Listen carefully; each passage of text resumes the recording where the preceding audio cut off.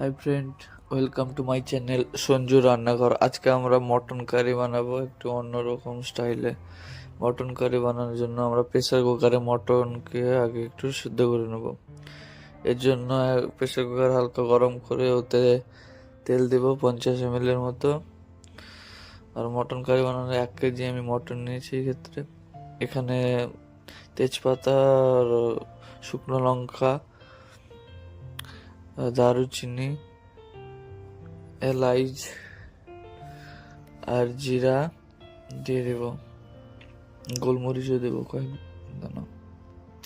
তারপর ভেজে নেওয়ার পরে এখানে আমরা পেঁয়াজ দেব, 2টা কেটে রাখা পেঁয়াজ আর রসুন আমি এরকম গোটাই রেখেছি রসুন।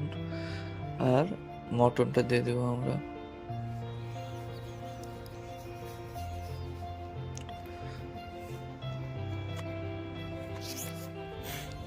লবণ দেব, হলুদ দেব,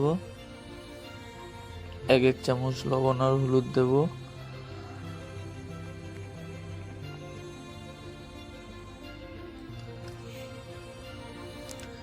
এরপর ভালো করে মিক্স করব।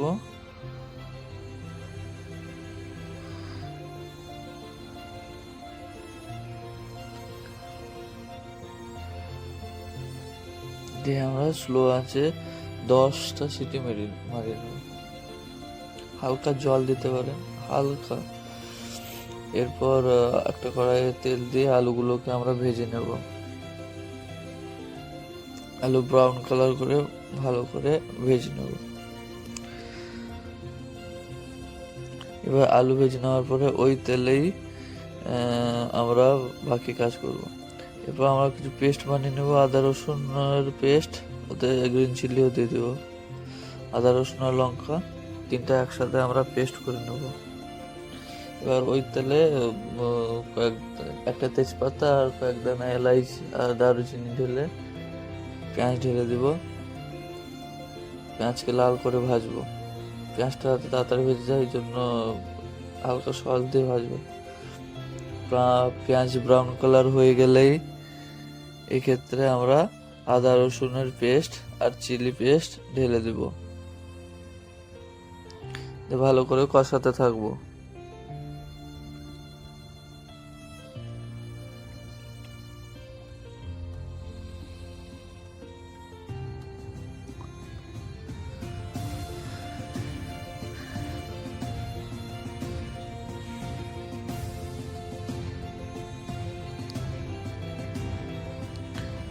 এরপর ভালো করে কষে গেলে আমরা টমেটো অ্যাড করব।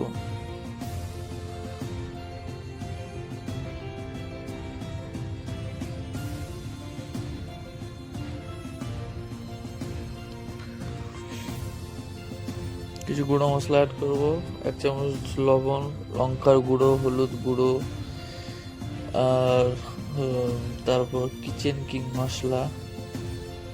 এরপর আমি একটু এলাইচি গুঁড়ো দিয়েছি। তারপর হালকা জল ঢেলে ভালো করে মিক্স করে ফুটাতে থাকবো। এক্ষেত্রে আমি টক দই ইউজ করব, 2.5 চামচের মতো। ছোট টেবিল স্পুন টক দই আমি অ্যাড করব। টক দই দেওয়ার সময় ভালো করে মিক্স করতে থাকবেন যাতে না ফাটে। গ্যাসটা স্লো রাখবেন।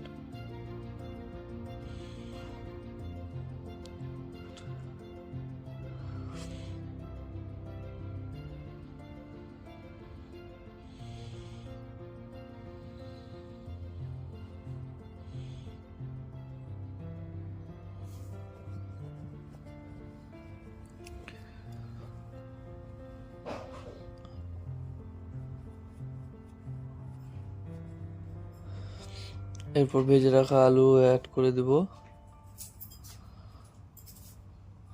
আর সেদ্ধ মটন ঢেলে দেব।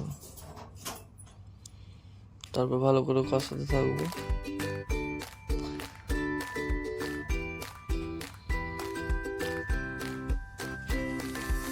এবার হালকা জল ঢেলে ফোটানোর পরে ধনে পাতা দিয়ে দেবো আর একটু গরম মশলা অ্যাড করব। লবণ চেক করে লবণ দেবেন। আর গরম মশলায় আমি ইউজ করব সিনামন পাউডার, দারুচিনি পাউডার আর এলাচ পাউডার। আপনারা স্পেশালভাবে গরম মশলা বানাতে পারেন।